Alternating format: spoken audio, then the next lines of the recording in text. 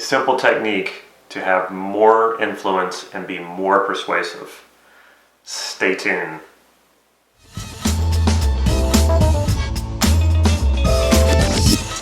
This is Damon Cart from NLP Gym. Flipping conversational frames on people. Persuasion and influence. If you haven't already, please click subscribe to this YouTube channel so you can get these videos on a regular basis.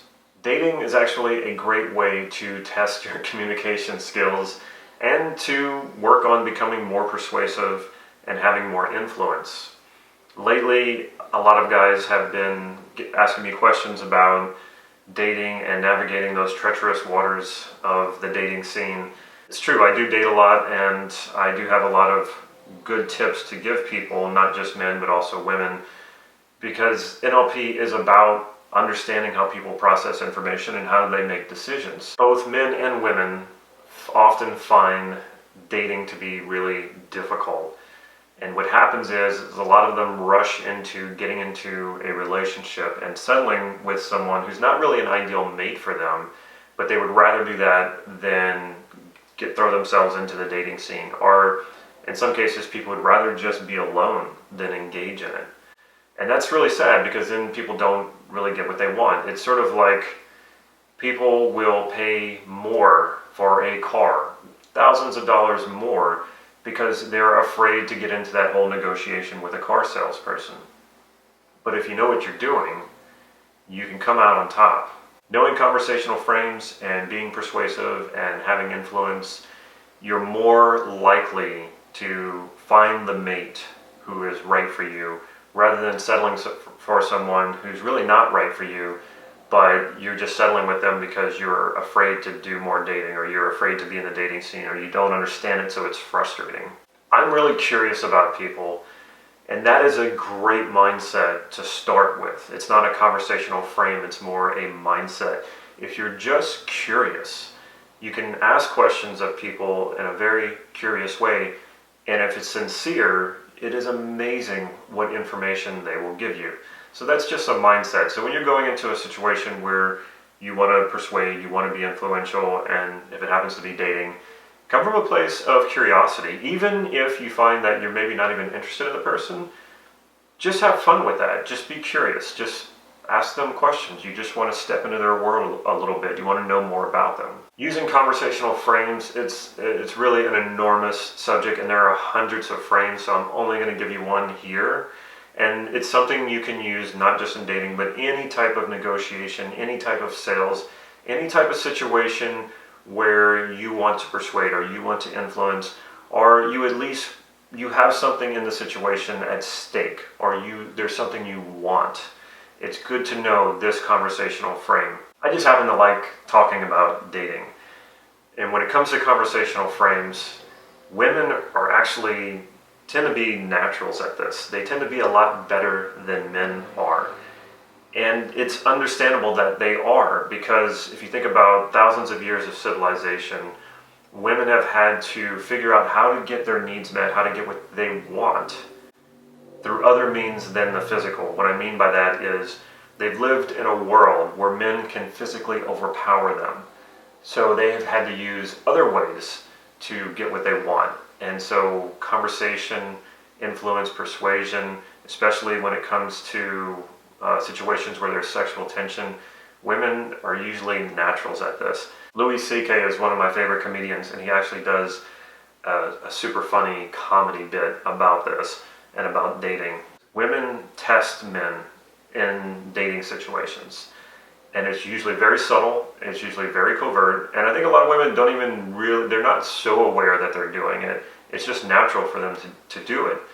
And it's normal for guys to get kind of angry about this. It usually happens before they realize it, and they suddenly find themselves trying to qualify themselves to a woman who is just basically asking them what might sound like simple questions, but there's something deeper going on. And I've been in that situation, most guys have been in that situation, and it's kind of irritating. Probably what's most irritating is it feels like being sort of checkmated well before you saw it coming. Like if you're playing chess and suddenly you get checkmated, you're like, oh my God, how did that even happen? A lot of this happens very quickly, and it's frustrating because we don't see it happening until it's too late.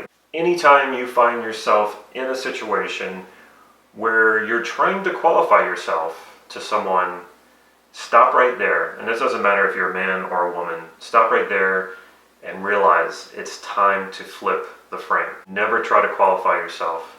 It only will make you look weak.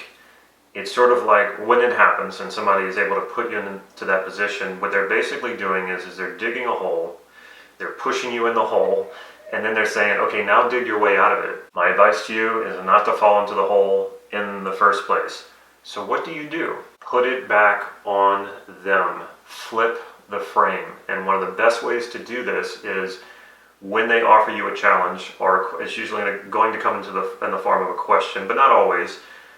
When they offer you that challenge, which puts you into that position where you now have to qualify yourself, or you think that you do, stop right there, understand what their intent is, and then bypass their initial question, and then go straight to their intent. And this is probably the best way this is done is when you respond with a question. So they send you a question or a challenge, you understand where the intent is coming from. So this is the part where we can understand that this question, there's something deeper going on than just the initial question. So we're going to shoot to the intent. So they ask a question, and I'm going to give you some examples. They ask the question, you overlook the question and look at their intent, and then question their intent. And by doing that, you flip the frame and put it back on them. Now here's the thing, if the person is highly skilled, they're going to know what you're doing, and they're going to flip the frame back on you. And when this happens, now you're engaged in verbal jujitsu. There's the sleight of mouth patterns that they call verbal aikido. Well, now when you're flipping frames like this, you're in verbal jujitsu. This is more full contact, it's more full on, and it becomes more adversarial, but it can also be fun, and it can also be playful. A good defense is a good offense. So you're using this is your defense, and it's actually an offensive move as well, because you don't want to sound defensive. And I'm going to give you a personal example, and I'm going to use dating. I met a woman out for wine tasting. It was a first date, and it was going very well. I asked her to have dinner with me that night. She came to dinner. Everything continued to go very, very well. I asked her to come back to my place afterward, and things continued to go really well. She made really good eye contact. She smiled at me a lot. She was receptive to touch. All the signs were there. Finally, I moved in for the kiss, and suddenly everything changed. It was almost like she became a different person. It wasn't like she was playing cat and mouse and she wanted me to try harder. It was like no meant no, and it was no. I was very surprised. So I was like, what's up? What's going on? And she said a few things. It got kind of weird, and so I played with that a little bit. I didn't know where this whole thing was going or where she was coming from. I was trying to figure it out. And finally she threw at me something that no one has ever said to me, and it hit me between the eyes. She says, "So black girls are easy." I don't know what to say.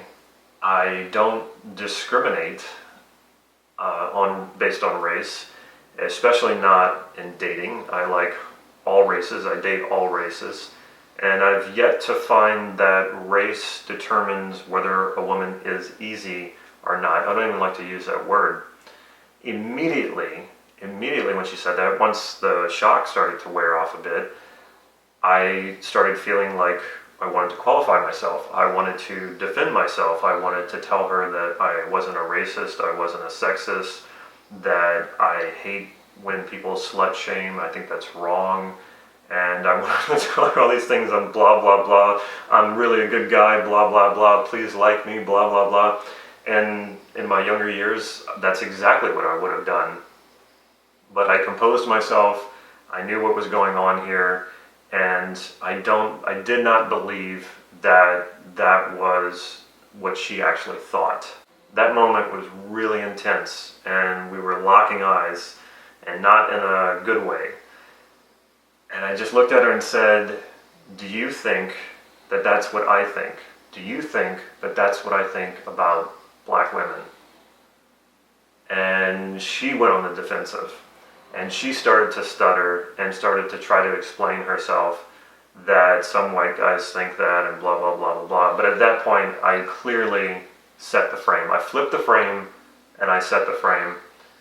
And things had gotten just weird enough by that point that I was no longer interested in her. And so I just kind of waited things out.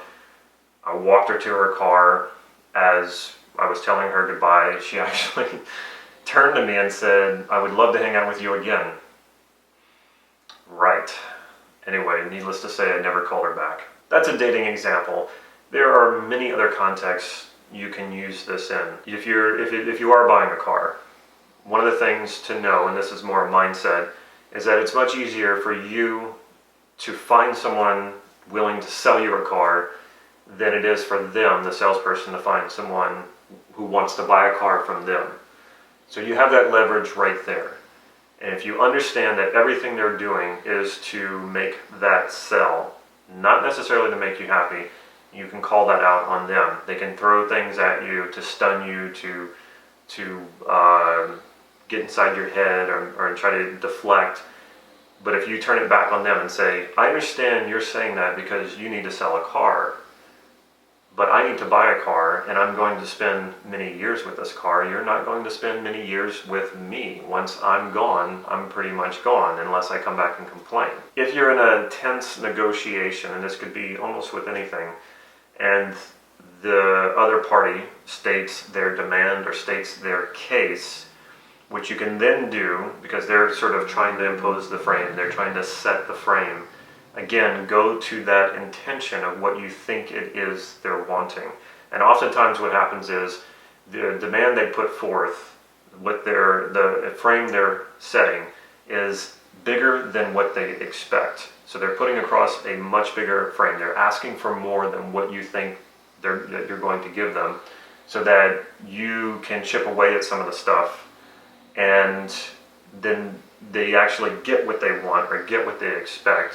And you feel like, oh, you've negotiated them. So that's where they're going to come from. They're going to ask for everything and know that you're going to chip away from it. If you can jump past that and go straight to their intent and say, okay, what I hear you saying, and go over what they're asking and directly to their intent, what I hear you saying is that you're asking for a lot more than you know you're going to get.